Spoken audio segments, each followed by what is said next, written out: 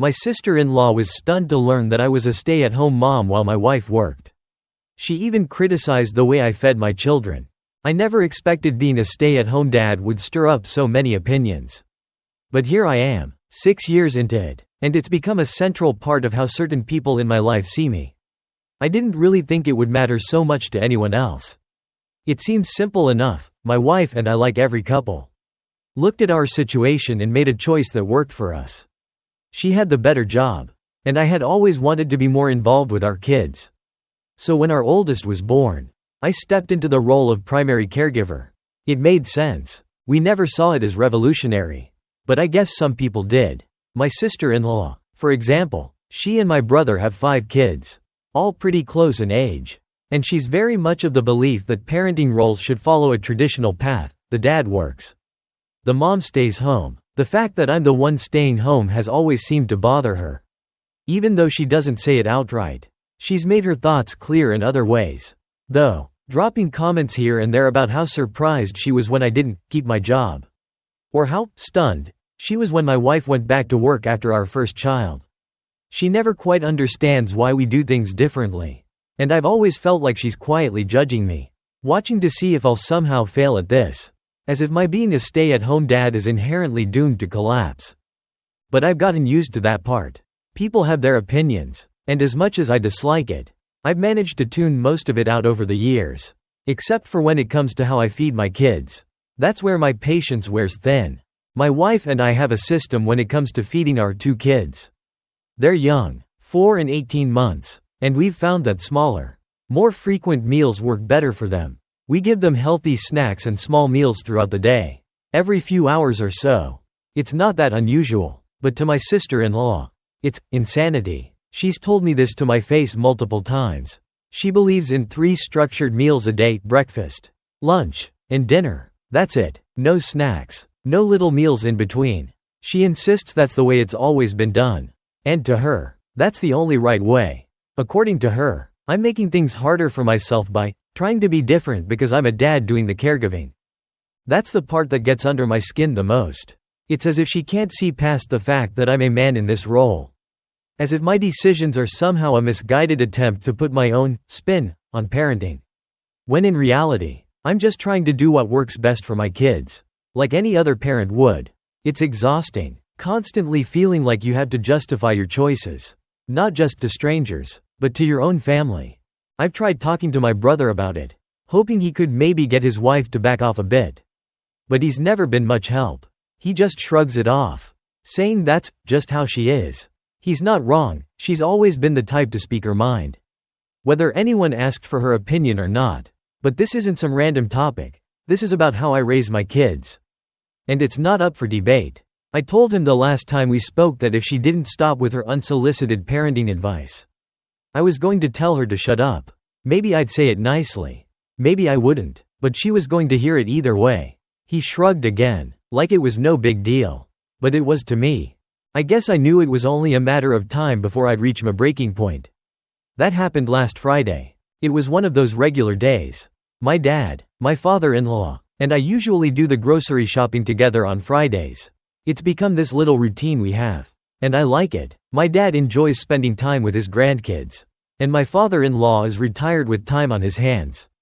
So it's a nice way for all of us to help out and catch up. I always pack food for the kids when we go out. Like I said, they eat small meals throughout the day. So I have their lunchboxes ready to go with snacks and little meals for whenever they get hungry. It's just part of how I handle things when we're out. That day, we ran into my sister-in-law at the grocery store. I hadn't even seen her until she was right there in front of us. She glanced at the bag I carried the kids' food in and made some offhand comment about how I was probably making more work for myself again with all those snacks.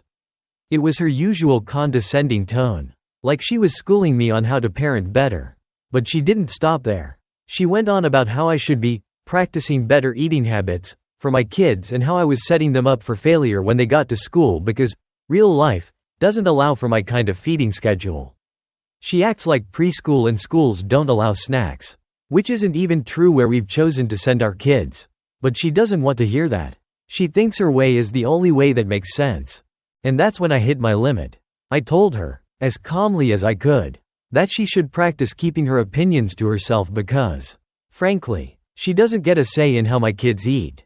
I didn't stop there, either. I told her she doesn't get to open her mouth every time she sees me, thinking she's got some right to weigh in on how I'm raising my kids. I'd kept quiet long enough, trying to be civil, but she had pushed me too far. I wasn't rude, exactly, but I wasn't holding back, either. She didn't take it well, to say the least. She stormed off, clearly outraged, and before I even got home, my phone was lighting up with texts. My brother wasn't saying much himself, just relaying how upset she was, how she couldn't believe I'd spoken to her like that. He didn't seem surprised, though. I think he's known for a while that I was nearing the end of my rope with her constant criticism. But still, there were plenty of messages from him, mostly saying things like, "She's really mad," or "She's talking about this nonstop." And now, here I am, wondering if I went too far. I keep thinking about what I said and how she reacted. Part of me feels justified. I mean, how many times can you put up with someone inserting themselves into your parenting choices before you push back? But another part of me wonders if I could have handled it better. If I should have just ignored her like I've tried to do in the past. I know people say you shouldn't let others get under your skin. But when it's family, it's harder. You see them at gatherings, holidays, birthdays, and every time she sees me, it's like she can't resist throwing in her 2 cents about what I'm doing wrong as a parent. I've tried to be patient. I've tried to explain to her that my wife and I made these choices together, that it works for us. But she's never been willing to listen. She's so set in her ways, so convinced that her way is the only right way, that there's no room for anything else. And I've had enough. My wife, bless her, is fully on my side. She knows how frustrating it's been for me, how much I've tried to keep the peace for the sake of family. But even she agrees that it was time for me to say something. We've had these discussions at home about how people judge our parenting choices, especially when they see me in the role of stay-at-home dad. We're a team, my wife and I, and she trusts me to make the right choices for our kids when it comes to their day-to-day care. So having her support means a lot. But still, I can't shake the feeling that this whole situation could have been avoided if my sister-in-law had just kept her opinions to herself. I've seen enough parenting wars play out online, where everyone seems to think they know what's best for other people's kids. But this was different. This was personal. This was family. And maybe that's why it felt so much heavier, so much more infuriating when she wouldn't stop. I don't mind people having their own beliefs. But when they try to impose those beliefs on me, on how I'm raising my kids, that's where I draw the line. So now, I guess I'm just waiting to see what happens next. The family dynamic might shift a bit after this. Maybe there'll be some tension at the next family gathering. Maybe my sister-in-law will finally back off. Or maybe she'll keep pushing. I honestly don't know. But what I do know is that I'm not going to let her, or anyone else, make me feel like I'm doing something wrong just because I'm a dad who takes care of his kids in a way that works for us. And if she can't handle that, well, maybe it's time for her to start practicing what I said, keeping her opinions to herself. Because, in the end, she doesn't get a say in how I parent my kids. I refused to be around my disrespectful Bill after he betrayed my sister. There's something about family that complicates everything.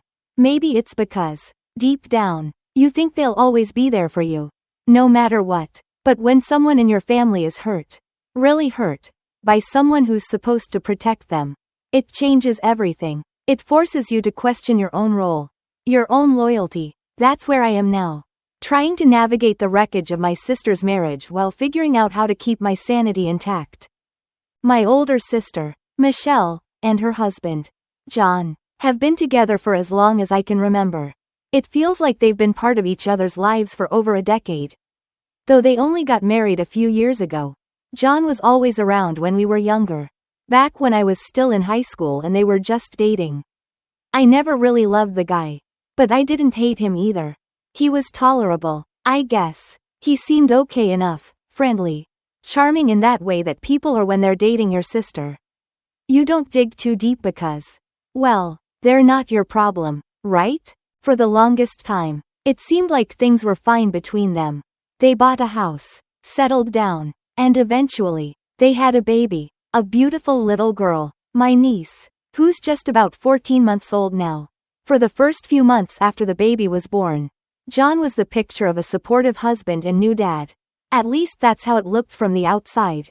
He was helpful, always taking pictures with the baby, making sure Michelle had everything she needed.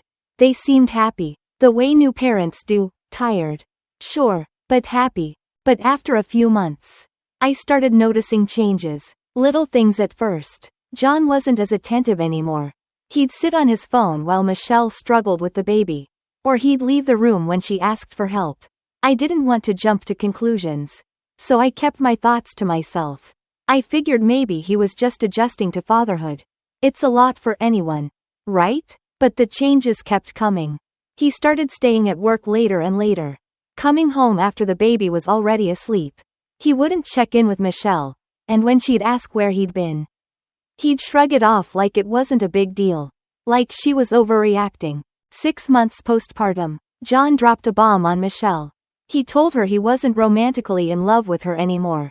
Just like that, out of nowhere. I can't even begin to explain how devastated she was.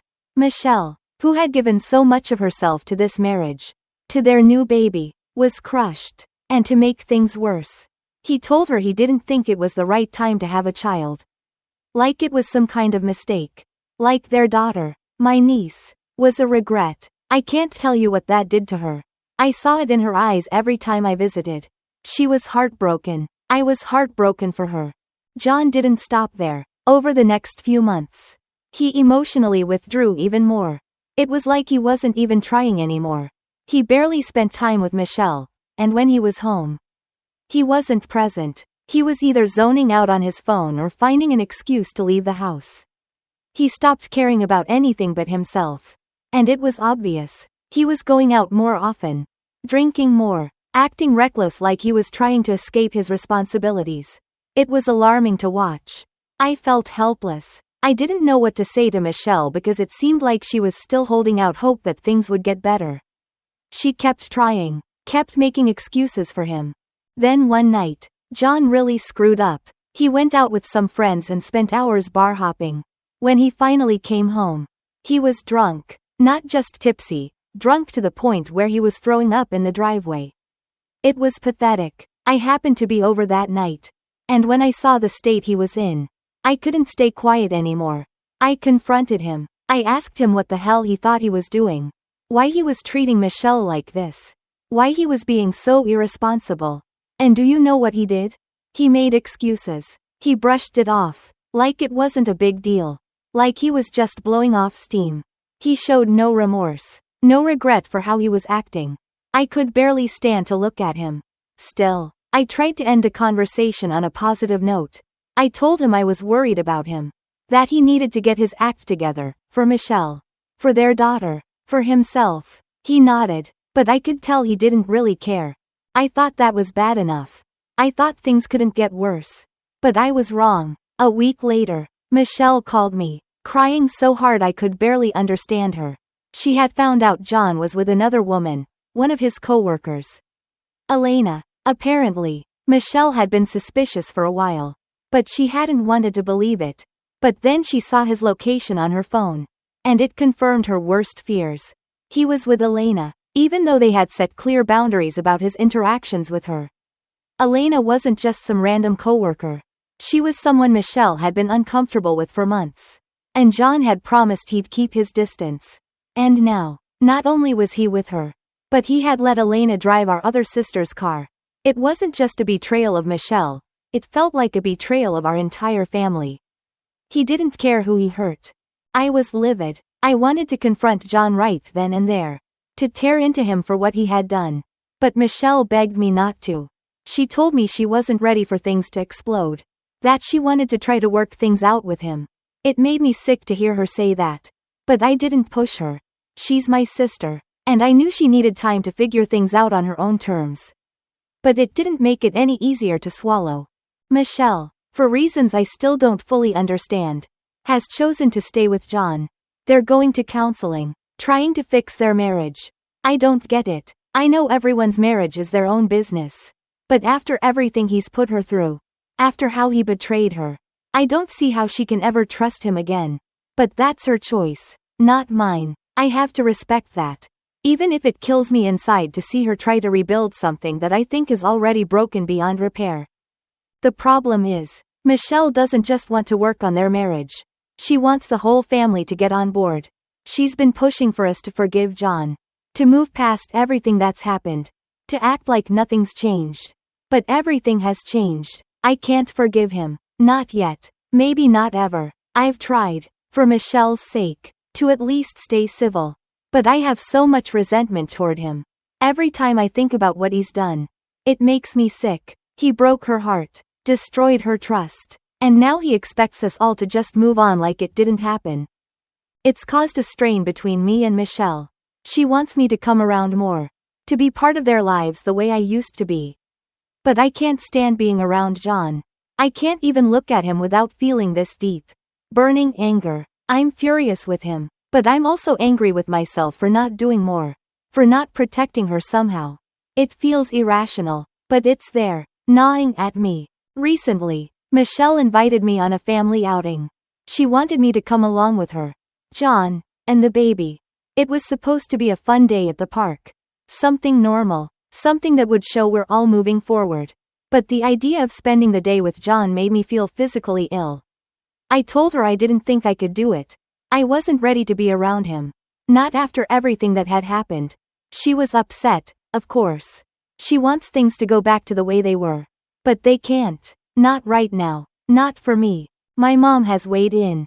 As she always does. She thinks I'm making things worse by refusing to be around John. She says that by staying away, I'm distancing myself from Michelle and, more importantly, from my niece. She thinks I'm being selfish. That I should put aside my feelings for the sake of family harmony. But I can't do it. I'm not ready to pretend that everything's okay when it's not. I'm not ready to sit across from John at the dinner table and act like he didn't betray my sister in the worst possible way. I feel torn. On the one hand, I don't want to lose my relationship with Michelle or with my niece. I love them both so much. And the thought of being cut out of their lives hurts more than anything. But on the other hand, I can't force myself to be around John when all I feel is anger and disgust. I don't know how to reconcile those two things. I don't know how to move forward from here. Am I the asshole for refusing to be around him? For not being ready to forgive? Maybe I am. Maybe I'm holding on to this resentment longer than I should. But I don't know how to let it go. I don't know how to move past what he did. Not just to Michelle, but to all of us. He disrespected her, disrespected our family, and I don't know if I can ever look at him the same way again. So here I am, stuck in the middle of a mess I didn't create, trying to figure out how to move forward without losing my sister in the process. I don't have the answers. All I know is that right now, I can't be around him. Maybe that'll change one day. Maybe it won't. But for now, this is where I stand. And I just hope Michelle can understand that. Even if she doesn't agree with it,